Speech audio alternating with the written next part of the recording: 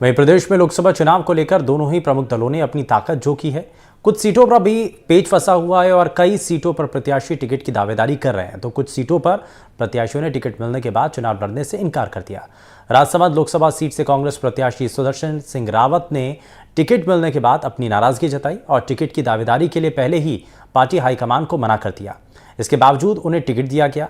वहीं पहले जयपुर शहर की सीट पर भी कांग्रेस ने सुनील शर्मा को मैदान में उतारा था और उस वक्त भी विवाद के चलते सुनील शर्मा से टिकट वापस लेकर प्रताप सिंह खाचरियावास को टिकट दिया था। ऐसे में हमारे सहयोगी ने इस दौरान सुदर्शन सिंह रावत से बातचीत की है, दिखाते हैं आपको।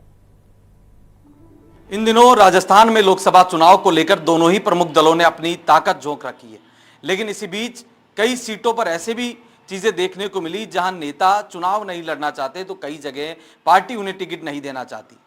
तो ऐसे में राजस्थान की राजसमंद जो सीट है उसी पर भी ऐसे ही हालात नजर आए, जहां पर पूर्व विधायक सुदर्शन सिंह रावत जो है उन्होंने चुनाव लड़ने से पहले ही मना कर दिया। उसके बावजूद उन्हें वहां से मैदान में उतारा गया और इस चीज को नाराज होकर कहीं ना कहीं उन्होंने लेटर लिखा अपनी पार्टी के नेताओं को और चुनाव लड़ने से उन्होंने मना कर दिया। सुदर्शन सिंह रावत हमारे साथ है, उन्हीं से जानेंगे कि आखिर क्या कारण रहे सर कि आपको अपना नामांकन टिकट जो है वो वापस देना पड़ा। देखिए, मैंने ये पहले चर्चा के दौरान पार्टी के सभी नेताओं को इस बात के लिए अवगत कराया था, उनको रिक्वेस्ट की थी कि इस पार्लियामेंट इलेक्शन में ना तो हमारी टीम ना हम लोग पूरी तरह से मेंटली इक्विप्ड हैं इसको लड़ने के लिए। किसी इच्छुक और योग्य युवा को उम्मीदवार बनाएं और इसके रीजंस हमने उनको डिटेल बता दिए थे। इसमें इम्पोर्टेंट रीज़न यही था कि पिछले चुनावों में हमको सफलता नहीं मिली और हमको वापस रीस्ट्रक्चर, रीऑर्गेनाइज और संगठन को वापस मजबूत करके फिर तैयार होकर के चुनाव लड़ना है। तो जो व्यक्ति तैयारी के साथ लड़ सकता हो उसको आगे लेकर के आए हैं। तो उसके बाद में पार्टी के लेवल पे इसको कन्वे कर दिया गया है और मेरे ख्याल में पार्टी भी इसको सहजता से लेकर के नए उम्मीदवार के बारे में चर्चा चल रही है। जल्दी उम्मीदवार की घोषणा होगी। सर, उस इलाके में ऐसा भाई आप हमेशा जैसे चुनाव में आपका नाम आया, चर्चाएं चली, टिकट भी मिल गई, आपने लेटर में लिखा कि मैं आश्चर्यचकित था अपना नाम देकर, तो ये क्या मिसकम्युनिकेशन रहा कि आपको जब आपने मनाही कर दिया फिर क्यों दी गई? क्या इसके पीछे भी वहाँ की कोई लोकल पॉलिटिक्स जो ऊपर तक गई हो? देखिए, जब मना कर दिया और एक तरह से मुझे भी कन्वे कर दिया गया था कि ठीक है, दूसरे आदमी के बारे में विचार कर रहे हैं, तो मेरे ख्याल में कोई ना कोई कम्युनिकेशन गैप रहा होगा। पर एनीवेज अब इसमें कोई बहुत बड़ा इशू नहीं है। पार्टी भी इसको नॉर्मली इसको इस तरह से देख रही है, एक प्रोसेस का पार्ट है।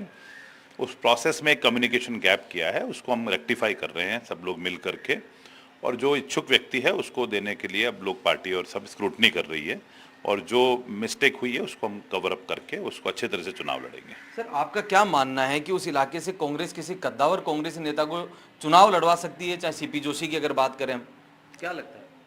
ये उनका कॉल रहेगा कि वो कहाँ से चुनाव लड़े, पार्टी उनके लिए क्या सोचती है। और जैसे मैंने मेरा लिया है ओपिनियन कि भाई मैं ये चुनाव नहीं लड़ना चाहता, तो मेरे ख्याल में पर्सन टू पर्सन डिफर करता है। हाँ, निश्चित तौर पे पार्टी आदेश देती है, फिर डिस्कशंस होते हैं, फिर कंसर्न आदमी की एक तरह से कंसेंट और उनकी तैयारी को देख करके फिर उसका कैंडिडेचर की घोषणा होती है। इस प्रोसेस में कहीं ना कहीं छोटा मोटा कोई कम्युनिकेशन गैप रहा है और वो जल्दी से रेक्टिफाई होगा। और बड़ी बाकी सारे सीनियर लीडर्स की रही बात, तो ये उनका व्यक्तिगत निर्णय है कि वो चुनाव लड़े कि नहीं लड़े। सर, ये तो आपने सीनियर लीडर्स को लेकर कह दी, लेकिन लोग कह रहे हैं, ऐसी चर्चाएं चली कि राउत साहब जा रहे हैं बीजेपी में।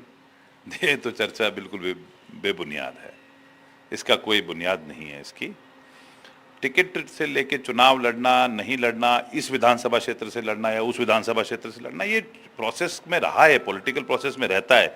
कई लोग कहते हैं कि हम फलां विधानसभा क्षेत्र से लड़ेंगे, तो इसमें कोई विशेष बात नहीं है। मेरे को ज़्यादा अच्छा लगता है कि मैं विधानसभा क्षेत्र में काम करने में ज़्यादा उपयोगी हूँ, वहाँ में हमारी ज़्यादा महत्व है या वहाँ हमारे वर्कर बेस अच्छा है।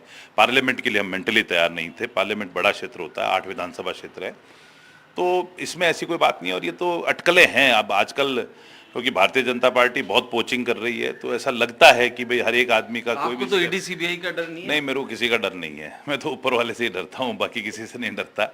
और रही बात ईडी सीबीआई, मोदी, बीजेपी, किसी से नहीं डरते। और हमारे परिवार में 16 चुनाव लड़े हैं, निर्भीकता से हम जीवन जीते हैं, फौजी परिवार से आता हूँ और हम लोगों को कहीं पर भी डरना सिखाया हुआ ही नहीं है। पर यह बात पक्की है कि कि तैयारी के साथ चुनाव लड़ना हम लोगों का, मैं खुद मैनेजमेंट ग्रेजुएट हूं, तो मेरे को नहीं लगता कि बिना तैयारी के सीधे, बिना तैयारी के, बिना इन्फॉर्मेशन के, बिना डिस्कशन के, बिना कंसेंट के चुनाव में चले जाना चाहिए।